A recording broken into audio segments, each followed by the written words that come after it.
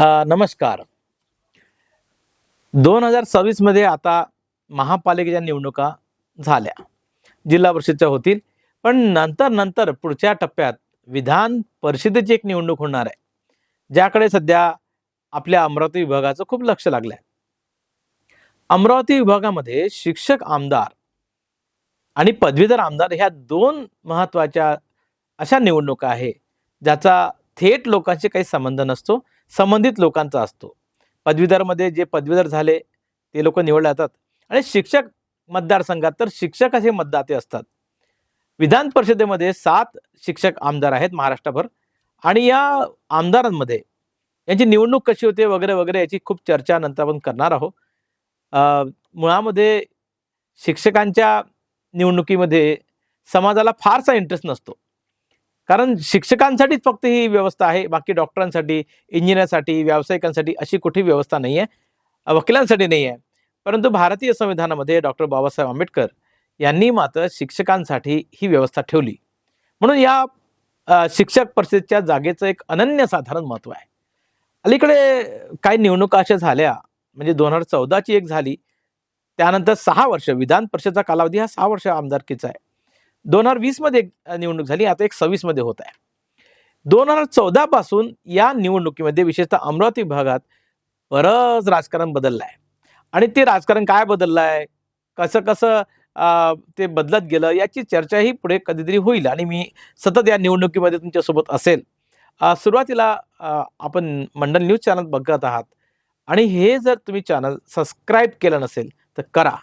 कारण या निवडणुकीच्या सगळ्या आतल्या बातम्या, अगदी आतल्या खुलासातल्या मी तुम्हाला देत जाणार आहे. निवडणुकीचं गणित कसं होणार आहे आणि निवडणूक लढवल्या कशी जाणार आहे, कोण लढवणार आहे, राजकीय पक्ष मागून कसे असणार आहे, जातीचे समीकरण कसे असणार आहे, धर्माची समीकरण कशी असणार, एकंदरीत सगळा मजकूर जोरदार असणार आहे. तुम्हाला पुन्हा एकदा सांगतो की आपण आता निवडणूक होईपर्यंत आणि निकालापर्यंत सोबत असणार आहोत. मी या निवडणुकीचे सगळे संदर्भ मी तुम्हाला देत जाणार आहे. काल परवाची एक घटना आहे आणि त्या घटनेशी बोलायला खरं मी तुमच्याशी आलो आहे. निवडणुकीचे प्रकार, निवडणुकीचे प्रचार हे तर बोलत राहू, काय विषय नाही आहे. पण आता ज्यासाठी मी तुमच्यासमोर आलो आहे ती गोष्ट म्हणजे यवतमाळात घडलेली घटना, परंतु त्याचा आवाज अमरावतीत झाला. विधान परिषदेची ही निवडणूक होणार आहे आणि त्यासाठी ज्या इच्छुक आहेत त्या सौभाग्यवती संगीता शिंदे बोंडे आहेत. आता संगीता बोंडे कोण आहेत तर राज्यसभेचे खासदार डॉक्टर अनिल बोंडे यांच्या त्या भगिनी आहेत आणि त्यामुळे त्यांची तयारी मागच्या वर्षी होती, मागच्या वेळेस 6 वर्षापूर्वी होती आणि त्या आश्रमशाळेमध्ये मुख्याध्यापक पदावर आहेत. त्यांनी अलीकडेच PhD मिळवलेली आहे आणि त्यामुळे ते डॉक्टर आता संगीता शिंदे बोंडे असंही त्यांचं नाव आहे. त्यांनी एक व्हिडिओ 2 मिनिटं 17 सेकंदाचा एक व्हिडिओ आणला आणि या व्हिडिओमध्ये त्यांनी असं म्हटलं आहे की विद्यमान शिक्षक आमदार किरण सरनाईक यांना ते काहीतरी दोष देत आहेत, आरोप करतात आहे. म्हणून आम्ही तो व्हिडिओ जरा बघून घ्या काय म्हणाल्या त्या. अमरावती विभागातील शिक्षक आमदार किरण सरनाईक यांनी 5 जिल्ह्यामध्ये 56 तालुक्यात एकाच दिवशी साडी वाटपाचा कार्यक्रम ठेवला. साहेब, तुम्ही साडी वाटा, तुमची संपत्ती वाटा, आम्ही काही म्हणणार नाही. परंतु एका यवतमाळ जिल्ह्यामध्ये एका महिला शिक्षिकेने, स्वाभिमानी महिला शिक्षिकेने एक मेसेज टाकला की 300 रुपये साडीमध्ये आपलं अमूल्य मत विकू नका. व्यक्ती स्वातंत्र्य आहे, त्यामुळे कुणी आपलं मत व्यक्त करू शकतो. पण साहेब, तुम्ही हद केली. काल सायंकाळी त्या मॅडमकडे तुमचे लोक पाठवले आणि त्या मॅडमला विचारायला लागले की तुम्ही मेसेज का टाकला, तुम्ही साहेबांशी बोला. साहेब, लक्षात घ्या, विदाऊट परमिशन कोणाच्या घरी जाऊ नये. मॅडमला बोलायचं नव्हतं, त्या मला फोन करत होत्या, तरीही ती लोक त्यांच्या घरासमोर उभी राहिले. हे योग्य नाही. अहो साहेब, क्यू येते तुमची. सभागृहामध्ये जर या 6 वर्षामध्ये तुम्ही शिक्षकांचे प्रश्न मांडले असते, अनेक प्रश्न निघाले असते. कितीतरी प्रश्न तसेच आहे. सेवानिवृत्त शिक्षकांना बघा, त्यांना पेन्शन मिळाली नाही, ग्रॅज्युएटी नाही, 1 रुपया नाही. वेतनाचं विना अनुदानित शिक्षक जे अंशतःवर आले त्यांना 100% अनुदान मिळायला पाहिजे होतं. CTETची परीक्षा आहे, एकीकडे परीक्षा, एकीकडे निवडणुकीची ड्युटी. काय करावं समजत नाही. TETचा किती मोठा प्रश्न तसाच निर्माण झालाय. BLOची कामं आहे, शिक्षकांचे अनेक प्रश्न आहे, वेतन वेळेवर होत नाही. आणि हो, तुम्हाला माहीत असेल, कदाचित माहीत नसेल, कारण तुम्ही साड्या वाटण्यात गुंग असाल. आर्णी येथे 4 शिक्षकावर गुन्हे दाखल झाले. काही कारण नव्हतं. 3 महिला शिक्षिका आहे, 1 पुरुष शिक्षक आहे. अजूनही बेल झाली नाही. पण तुम्ही फोन केला नसेल, कदाचित विचारणा केली नसेल. पण साहेब लक्षात घ्या, स्वाभिमानी शिक्षक अजूनही जागृत आहे, जिवंत आहे. आणि यापुढे जर असं काही झालं तर गाठ माझ्याशी आहे. हा व्हिडिओ बघताना तुम्हाला कळलं असेल ते काय म्हणाल्या, घटना काय आणि घटनेमागचं सूत्र काय. घटना अशी आहे की यवतमाळमध्ये त्यांच्याच म्हणण्यानुसार यवतमाळमध्ये एक शिक्षक भगिनी आहे. आणि यवतमाळमध्ये आता 24 जानेवारीला सगळ्या अमरावती विभागातल्या जवळपास 56-57 जेवढे तालुके आहे त्या सगळ्या तालुक्याला एकाच दिवशी हळदी कुंकाचा कार्यक्रम आयोजित केला होता. आणि हा कार्यक्रम आमदार सरनाईक यांनी केला होता. आणि सरनाईक साहेबांनी सगळीकडे हळदी कुंकू अरेंज केलं. आणि यामध्ये साडी गिफ्ट दिल्या गेली. त्याला पैठणी असं नाव आहे. म्हणजे साडीचा जो प्रकार आहे पैठणी, ते पैठणी महिला शिक्षकांना गिफ्ट दिल्या गेली. आणि मग मागच्या निवडणुकीमध्ये 2020 मध्ये असा प्रचार झाला होता. खरं म्हणजे हा अपप्रचार झाला होता किंवा हा बोभाटाही झाला होता. आणि यशाचं ते कारण होतं आणि अपयशाचं त्यांनी खापरी फोडलं होतं, ते म्हणजे पैठणी. शिक्षिकांना आणि शिक्षकांनाही, शिक्षकांना आपल्या पत्नीसाठी आणि शिक्षकांना स्वतःसाठी पैठणी वाटल्या आणि त्यामध्ये मोठ्या प्रमाणात मतदान झालं. अशी एक मोठी चर्चा आतापर्यंत गेली 5 वर्ष सतत विविध संस्थांच्या, संघटनांच्या कार्यक्रमाच्या व्यासपीठावर होत आहे.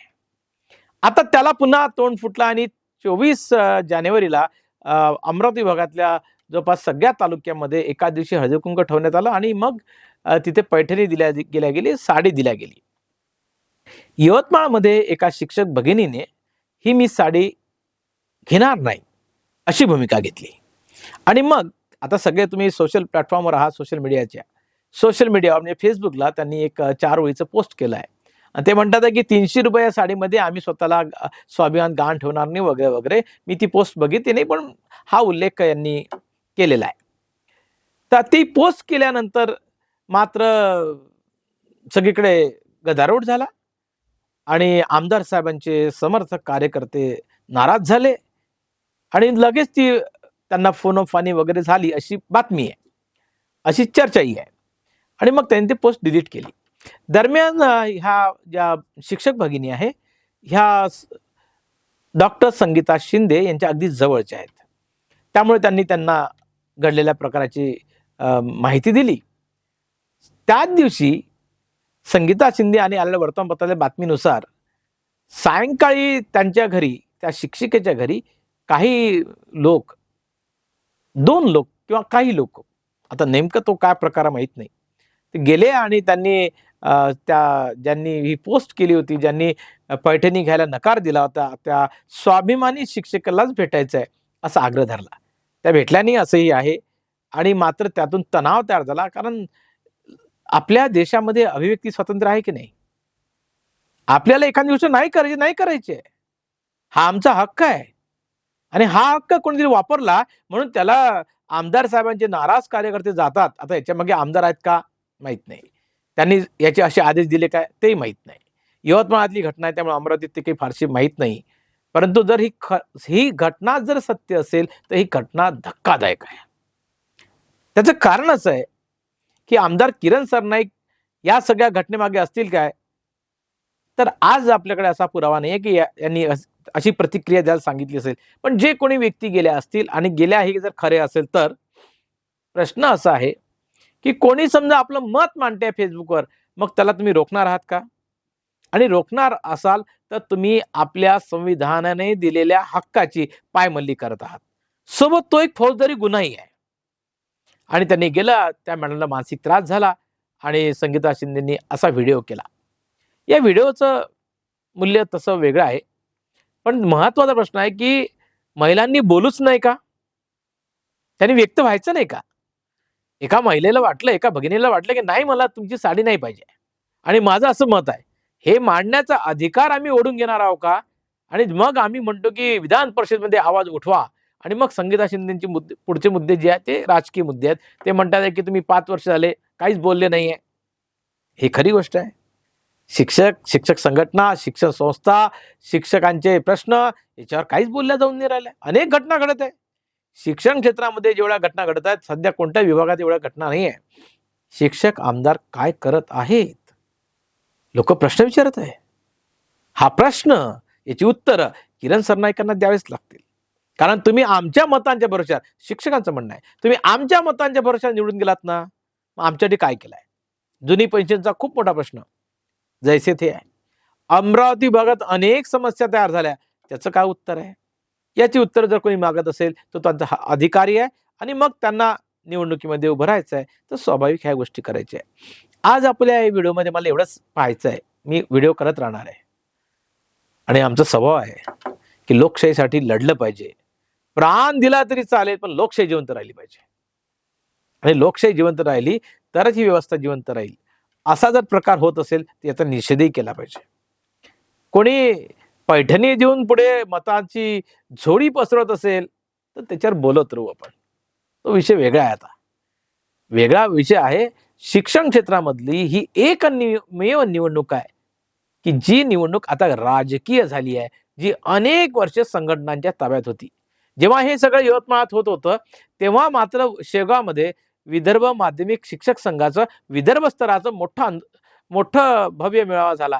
जवळपास 2-2.5 हजार शिक्षक तिथे उपस्थित होते आणि तिथला आवाज होता की येणारा आमदार शिक्षकांचा असला पाहिजे, शिक्षकांमधून असला पाहिजे. होईल का हे असं?